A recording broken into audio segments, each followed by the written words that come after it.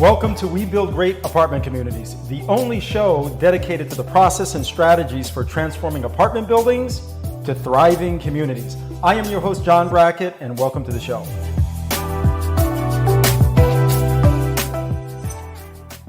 All right, folks, welcome to another great episode of We Build Great Apartment Communities, the only place where you come to learn how to take apartment buildings and turn them into amazing communities. Today, I have a great guest. This is going to be a great topic, a topic on mindset. So today's going to be a very cool one because we often talk about, building out great apartment communities and how doing that influences, impacts the lives of those that we're serving in the communities that we're building out. But today we get to learn about the mindset on how to do that from Neil Schoepp. And so I'm excited to have him on the show. This is going to be a good one. We're always talking about process and systems, but today we get to really talk about the thought process that goes behind the action, or the thought process, rather, the mindset that influences the action. So, hey, Neil, welcome to the show, man. Hey, John, it's great to be here. Glad to be able to share some little nuggets with your listeners today. Okay, awesome. So I didn't want to spoil the introduction about you being a fireman and a retired police officer from New York City, but talk a little bit about that and then how you got into this whole idea of mindset real estate, because I think that's a pretty unique concept. But talk a little bit about your background as a firefighter, police officer. Sure. So I was born and raised in New York City. Spent 40 plus years there. And I hit every kid's exactum, right? Every little kid wants to grow up to be a policeman or a fireman. Well, I grew up to do both. And I was very fortunate in doing that. So I spent 24 years serving the people of New York City. And being in that W-2, started to play in the family a little bit because I'm never around for holidays, birthdays, ball games. It's hard to schedule all of that because I work 7 days a week. Like you can't close the fire department, right? Right. And while doing that, I wanted to kind of get out of that rat race of being married to the 9 to 5, let's say. And I did that through real estate. And while I was looking at real estate, while I was learning about real estate, I really learned, my mentor really poured on the mindset aspect of it. Like it comes from within you. You have to look through the correct lens. Otherwise, you're not going to see the opportunities. So the real estate led me to the mindset. And the mindset is how I really got into real estate. And the mindset is really what built my foundation. Solid mindset, you can take whatever comes at you. I think you have the mindset too. You may not realize it because you don't look at it as mindset, but when something happens, you just kind of take care of it, right? You're not really thinking about the negative. You're thinking about, okay, well, how am I going to take care of this? How can I learn from this? How can I prosper from this? How can I make it better next time? Right. It's just going through a certain thought process. Okay, cool. So I really like this. I think there are different, levels of individual production and team production, that the only way to pass through those ceilings and set new standards is you have to change your mindset, right? At each level, each threshold, or I like to say when you break through threshold, there are different levels of threshold. At each level, it requires a different way of thinking to get to the next level, right? Otherwise, yes. How do you break through? You just stay at one level, not good or bad. And so that's why I can appreciate this conversation very much. So one of my favorite sayings I see behind you is burn the ships, man. Oh, yeah. Burn the ships. So before we get into this conversation, let's start with that story. I'm going to let you summarize what that means and how that came to be. The burn the ship story. Because that, now you want to talk about a mindset, right? That's a great way to put yourself in a winning mindset. So please share that story with our audience. So the story of burn the ships was told to me that it was a conquistador that landed on the shores of Mexico. and he was going to take over the Aztec Empire. But he only had, I want to say, 50 or 500. I don't remember the exact number, but he only had, let's say, a couple of hundred men with him. And he was going against thousands of people. Right. And what he did was he called for ships to be scuttled. And his men were like, what are you talking about? Like, why are we scuttling the ships? If we don't make it here, how are we going to get home? And the Kadishigor said, that's the point. And it was just about, we're drawing a line in the sand. There is no turning back. We're only moving forward. And it doesn't matter how fast we move forward, but there is no retreat. We don't go backwards. And that's how I live my life. Like, I always live my life as moving forward, always taking that one step. And I don't care if the step is literal centimeters or inches, or if it's feet or miles, but we're always moving forward. Yeah. No, I love that, man. I love that. And so, here's the application to real estate, right? And really any investing. And that's why I think that saying is one of the best, or that story rather, because oftentimes in our life, whether it be marriage, relationships, business, investing, we give ourselves a way out, right? Instead of going all in and not looking back, what we tell ourselves is, I'm only going to go in 50% because if it doesn't work, I still have 50% left. When the reality is, what most people don't understand is when you give yourself a way out, you automatically start setting yourself up for failure. Right? And 100%, John. That's why, man, I'm very careful about the things that I say, because when I say something, I commit to it. When you fully commit to something and you literally burn the ships behind you, it's almost impossible not to succeed, right? But the challenge is, that's a really difficult psychology or mindset to take on, because it's not a common way to live. Because challenge is painful, and we're not really designed today, rather, to be able to put ourselves in challenge and actually enjoy the process of going through that, right? I mean, that's not really taught today. When I was growing up, it was in the South Pacific, man. That's just the way of life. My grandmother was a farmer. She still, if she could, she would still do it to today. But in the summertime, and no running water, right? I mean, this is old school, right? No running water. Everything was from a river, and we'd have to pipe that water in from a river. No power. We used gas lamps. I tell my kids to do it. And her farm, of course, it had to be on a freaking mountain, right? And of course, she had to farm pineapples out of all things. And to this day, man, I'm not a huge fan of pineapples. but the point there being is different mindset, right? It requires a different mindset. But the reason why I love that saying so much is I really believe, and it's a different place to come to, but when we position ourselves to not look back, the only way to go is forward. The probability of success, man, goes up by 10. But it's a difficult concept to understand, right? Very, very difficult to understand. It is a difficult concept to understand. But the truth of the matter is, if you're just focusing on one thing, and that one thing is moving forward, and now if you can't move backwards, the problem is we always give ourselves that out, right? Right. We always give ourselves that, all right, well, I can always do this, or what's plan B? Everybody's like, I have A, B, and C plans. Like, I have plan A, and if plan A blows up, we'll figure out what plan B is. But I confidence in myself that I'll be able to figure out that when things blow up, because things are going to blow up. Like, have you ever did a deal that didn't have some kind of element to it at the last minute? That went perfectly? No, I've never done a deal that I've gone perfectly, but I've got to the finish line in all of them. on all of them, because you implemented plan B, C, and D, but you didn't have them beforehand, right? An entrepreneur is somebody that jumps off the cliff and then builds the parachute on the way down. Or you can do, there's some people like ready, fire, aim, right?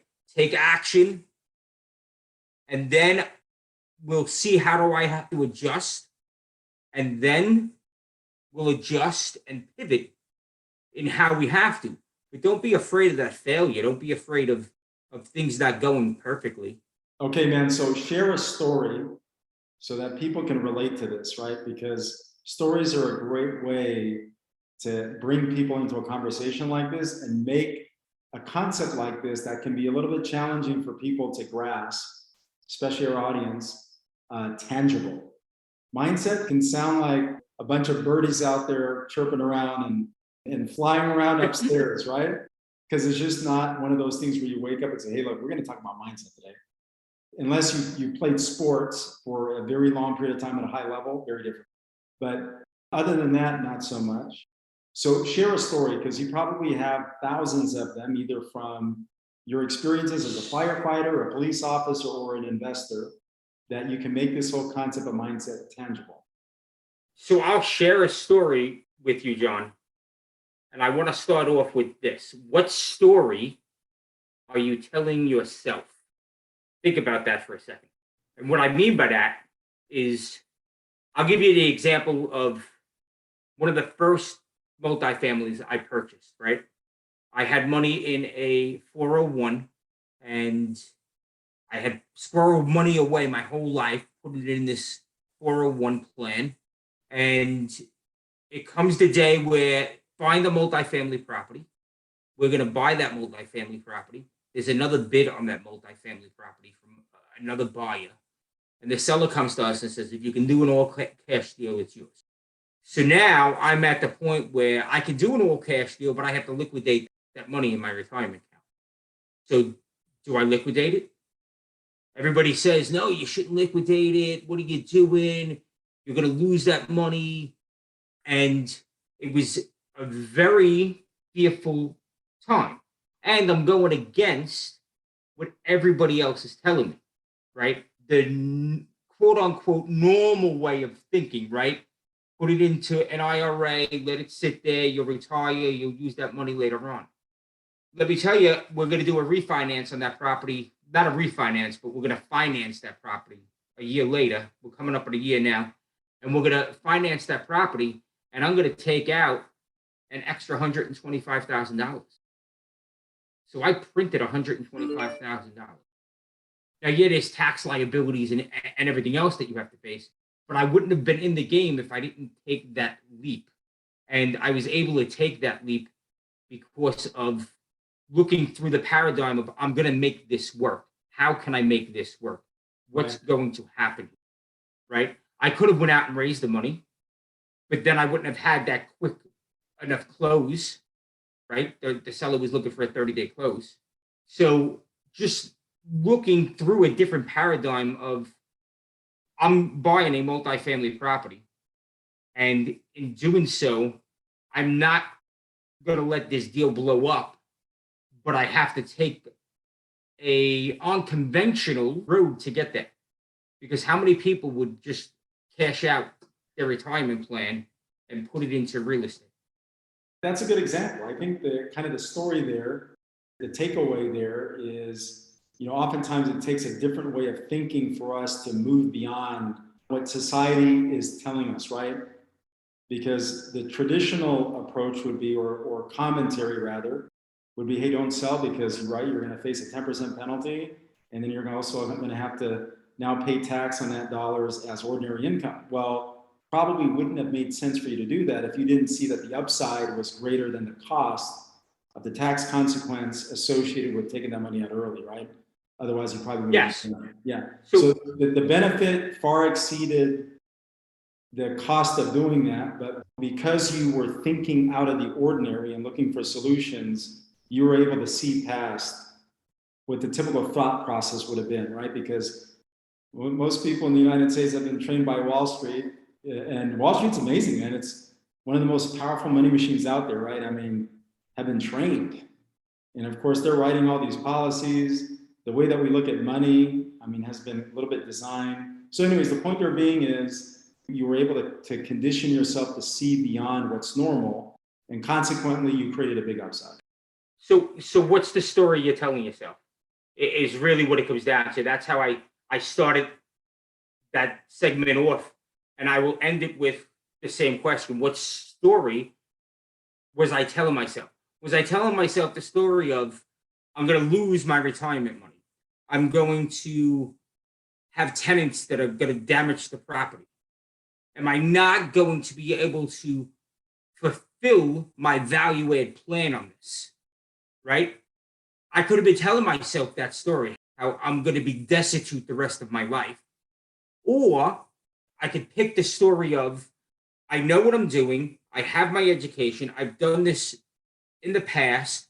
I'm surrounded with individuals that if I hit a roadblock, I can pick up the phone and make a phone call. I'm surrounded by really strong team members that know what they're doing.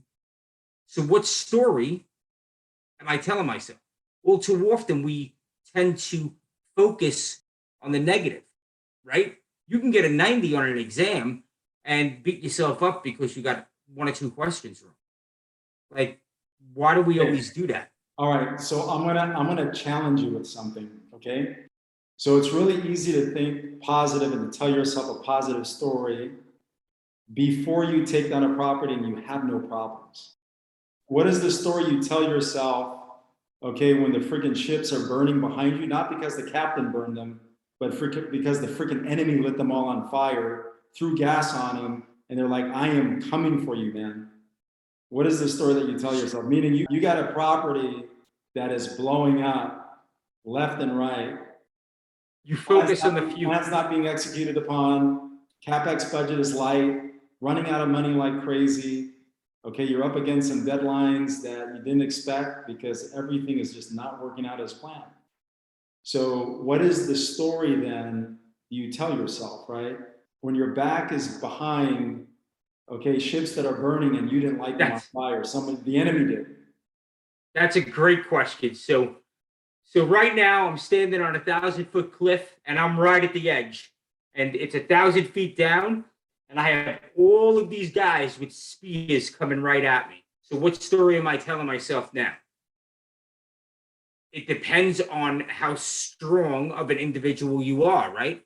So when I had that, I actually signed a lease and doubled my footprint, and I didn't have a penny of income coming in. We'll get to that story in a second. Do you have the confidence in yourself to carry out your plan? Is your plan solid? If it's not solid, then where are the holes? And we will start plugging the holes, the most important hole first. But asking myself positive questions. So I'm standing on that cliff. Everybody thinks I'm going to fall off the cliff, but I'm standing there saying, how can I pivot and take a positive action? What will make this go easier? How or who do I need to, let's start with who. Who do I need to call for advice? Who do I need to bring on? Maybe it's who do I need to let go? Right? Maybe you're going to sit down. This is going to be counterproductive to the normal way of thinking, but maybe I have to take a day and go away so that I can be out of the chaos and out of the view of the building on fire and sit down and look at everything from that 30,000-foot view and see where I have to move my chessmen to. Let me bring our audience into this, okay? So that we can start tying this whole idea of mindset to things that are tangible. So, we just talked about mindset, right? And how to make sure that, or how to build the mindset rather, that we look forward instead of looking backwards. Okay, so you touch on some really good points. Side of our audience, we have people that are in different places, right? Some they're working W-2 jobs, looking to get into this business, and they're still trying to figure it out. We have others that are seasoned operators doing this, operating single-family homes, and they're looking to move up into apartment buildings. And then we have others that are even more seasoned that are operating predominantly commercial assets, okay, and they're looking to scale and continue to grow, right? And then of course we have our limited partners that simply want to place money because they know exactly who they are and they have no desire to take on, operational risk, right? Or put their time at risk in that. They want to be completely passive and enjoy their time doing something else and, have someone else operate and manage their money for them. They just want distributions, right? Okay, that's kind of our audience. Now, mindset applies to each one of those scenarios. I'm going to touch on each scenario and use this whole mindset idea and provide an example for how that will be relevant to someone in a W-2 job looking to make an investment in this business. And then I'm going to ask you to comment on that, and we're going to use that to round off the show, okay? My very first partner was my CPA, okay? And he had a great practice. He had no desire to do what I do full time, but he was like, hey, John, I'm doing your tax returns, man. What are you doing? So we got into the discussion and he became my very first partner and we had a great run together. One of my best friends to this day. Okay. The mindset that he had was this. I see an opportunity to diversify my cash outside of what I'm doing because I do have some cash, but I absolutely love what I'm doing. I already have a practice, it's successful, but I see an opportunity to grow my cash based on the results that I'm seeing on someone else create, right? So his mindset, of course, would be a little different now than the person that's already operating and they do have experience as an operator, right? Because normally they enjoy taking on more risk. So their mindset is, hey, I'm a little bit more of a risk taker. Consequently, I'm going to generate a higher return because I'm putting in the effort and the time. So W-2 employee, right? Awesome. We love what you do. Continue doing what you're doing if you love it. Okay. Your opportunity is the mindset of finding people to deploy cash flow into so you can continue to do what you love.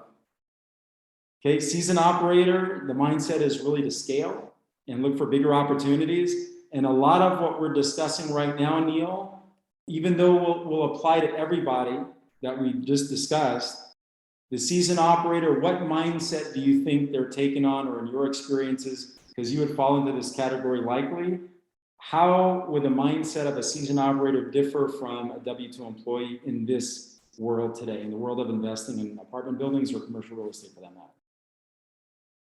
Well, I believe the operator, for the most part, in general terms, the operator has a mindset of can do or make it happen. Okay. He has the ships burning behind the operator doesn't affect him. It doesn't scare him. The ships burning behind your CPA, he'd run around like his hair was on fire just because of where they are on that journey, right? That seasoned operator is used to having things happen. So his mindset is, I'm going to be able to figure it out. Right. I'm going to be able to raise more capital. I'm going to be able to extend the loan terms. Right. Right. So maybe I can go back to the lender and get a second year of IO. Right. The CPA is not going to think that.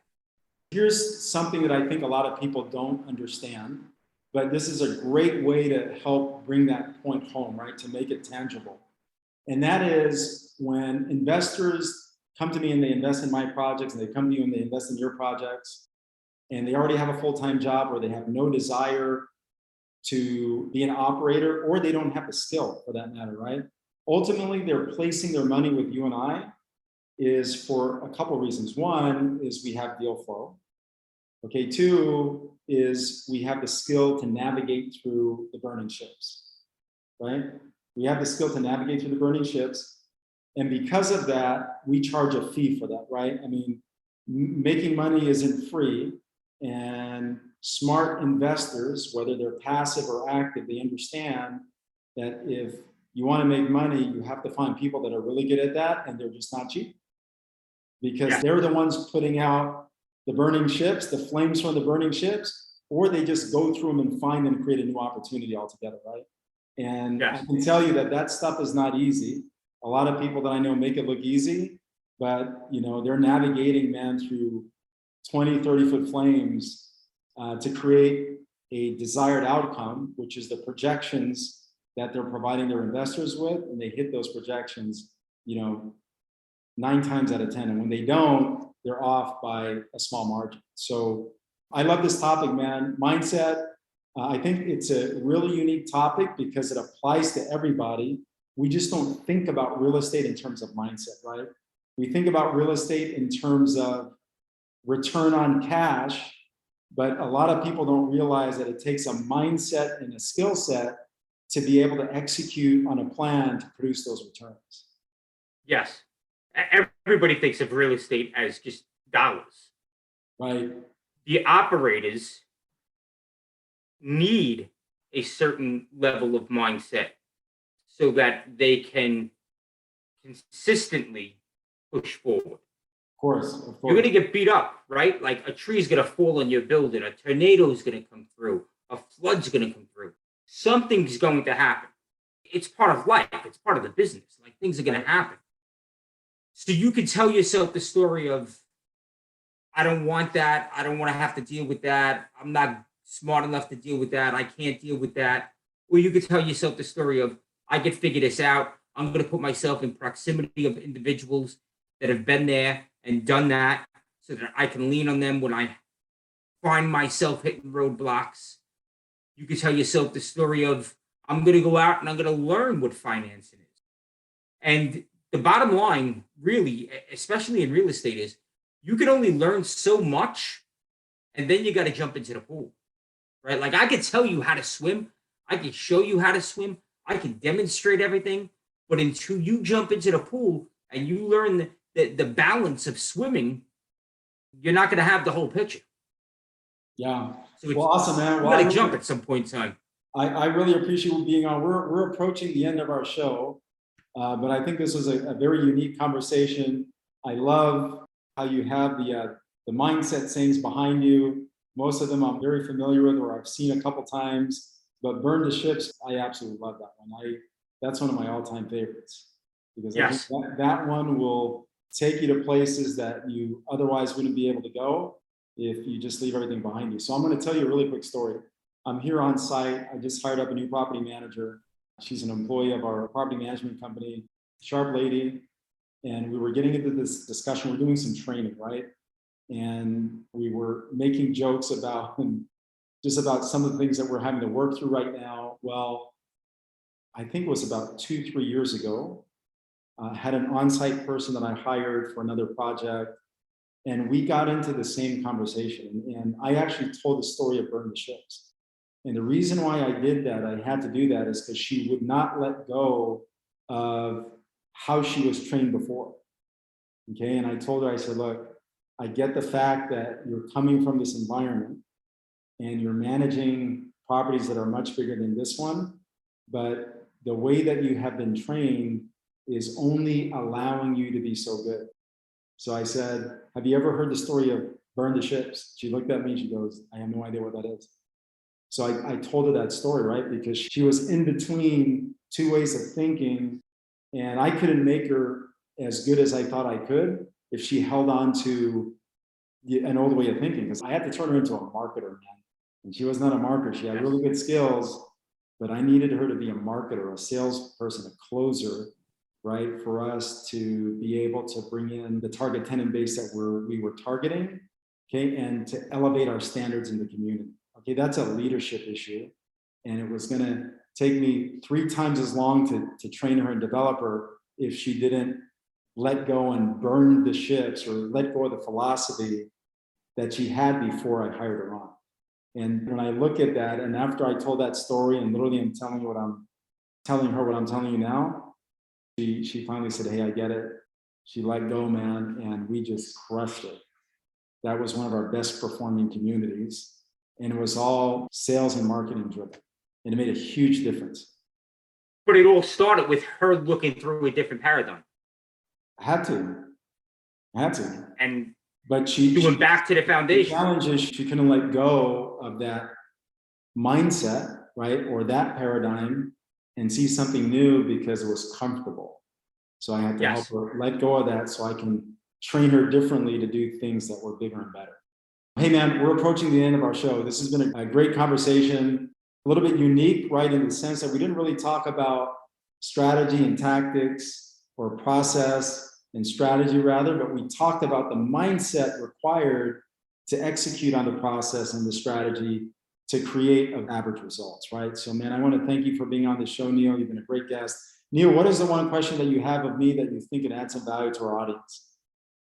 One question I have for you to add value to your audience. I'm going to go back to story, John. Is the story you're telling yourself? Okay. You want to know what story I tell myself? What's the story you're telling yourself that's not making you $100 million company? It's only keeping you at a $10 million company. Why are you not playing at a higher level? What's stopping you from playing at a higher level?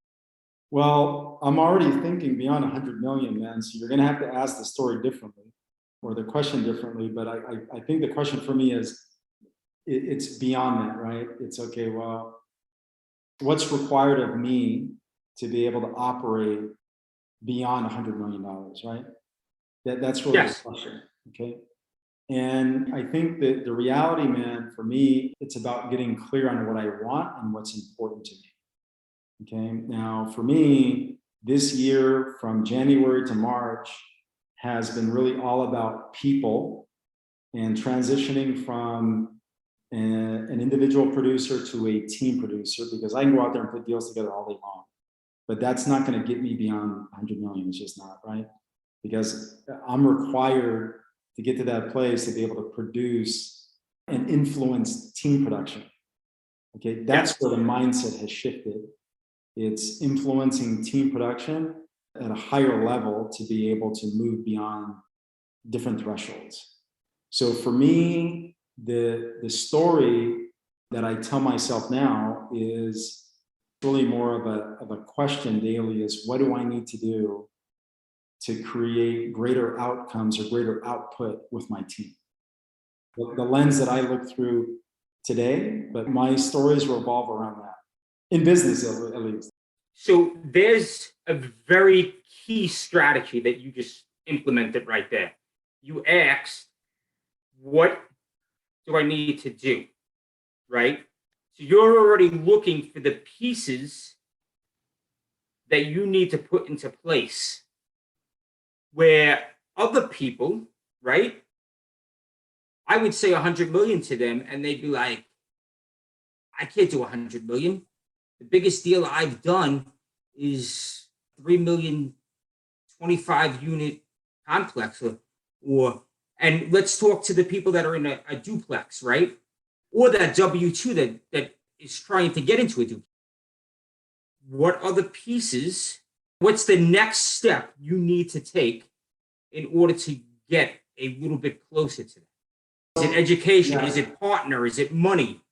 Just pick one, go after that one piece, and then build out from there. Yeah. Here's what I'll share with people, man. Everybody has a threshold, right?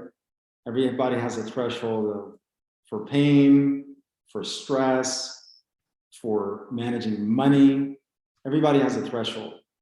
And that threshold, another way of describing a threshold is capacity. Everybody has a different level of capacity.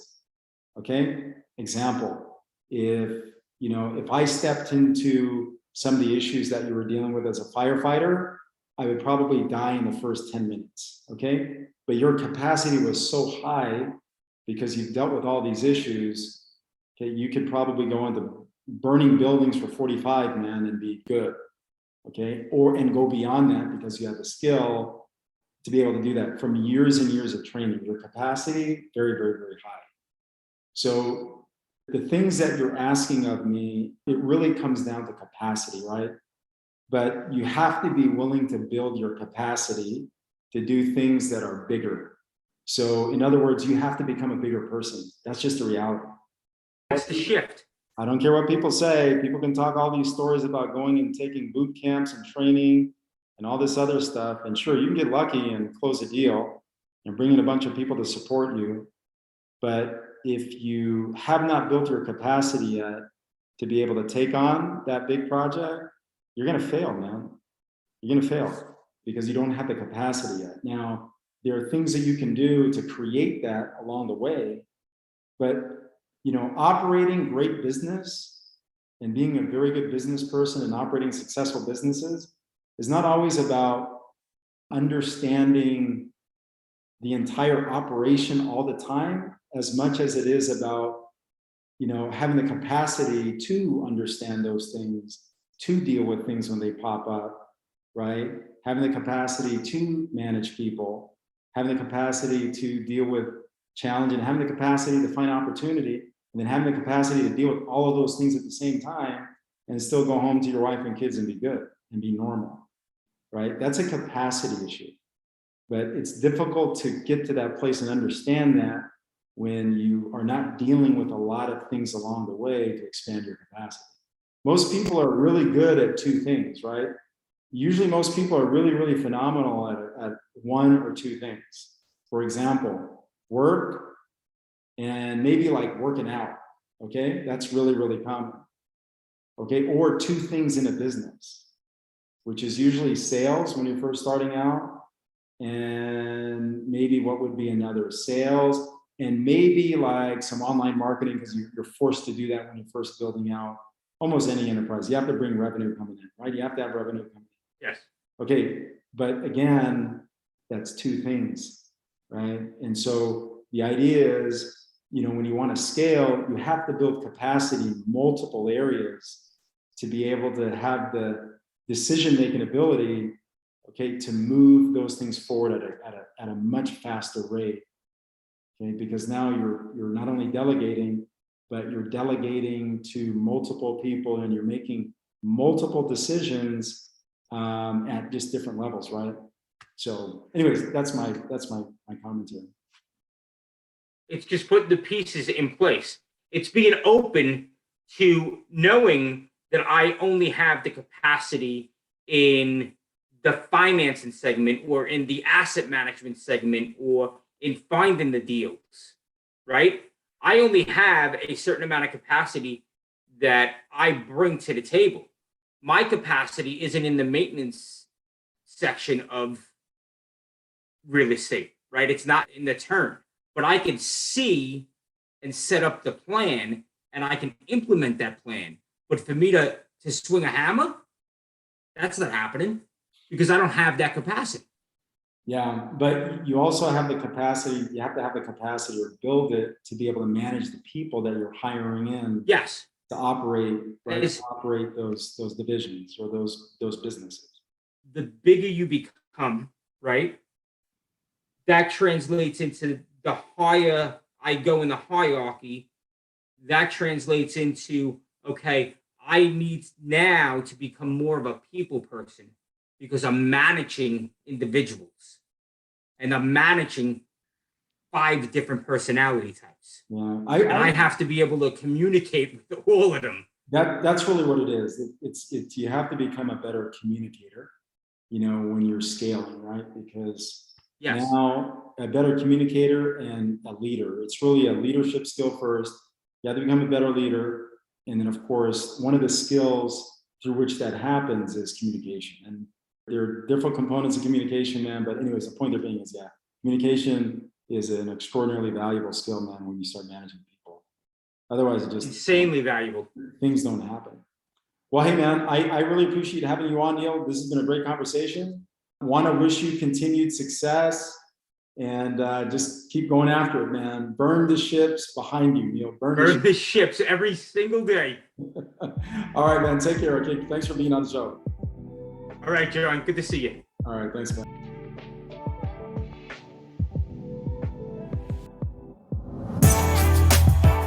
Clarity of purpose creates our greatest competitive advantage. When we transform apartment buildings to thriving communities, we improve how people live and create assets with high profit margins. Don't forget to subscribe, like, and share this up with a friend. I'm John Brackett, bringing you things you can implement right away.